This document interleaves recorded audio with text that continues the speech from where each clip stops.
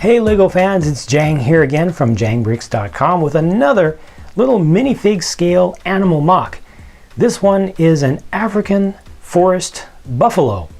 Now in the last zoo progress update video that I did, I showed briefly just a little animal mock that I at that time characterized as a failure, kind of a failed experiment.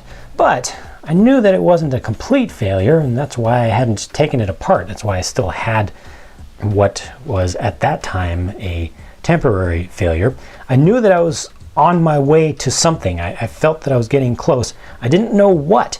I did not approach this expecting to create an African forest buffalo in particular, but as I started to hone in on or home in on a particular design that was looking interesting, I was browsing through the web and looking for animals of the various African plains, and came across, I was looking at wildebeest and water buffalo, which, well, water buffalo aren't African, they're Asian, but those types of bovine animals, and I knew I was going to find something, and eventually one thing led to another, and I found the African Forest Buffalo, and they have a number of variants, and I adjusted my color scheme and my head placement, and eventually came up with this, and I'm super happy with it.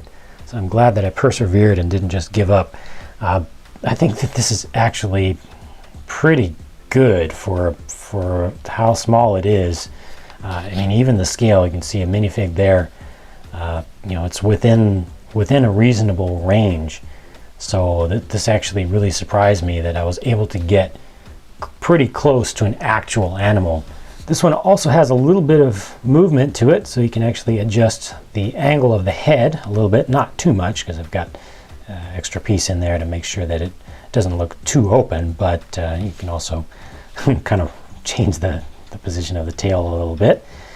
But yeah, do a Google image search for African Forest Buffalo, and you'll see, like I said, different variants of them with different shaped horns and slightly different coloration. Some of them lighter, some of them darker, some with more black, some with more bright brown, but eventually you will find some that look pretty darn close to this, so you'll see what I was going for. Really happy with the fact that I was able to get this thing to work out. So this is definitely, whoa, definitely going upside down. Oh, he died. Let me bring him back to life there. Definitely going into my zoo, where he's going to fit right in with the other African animals that are in the main exhibit there.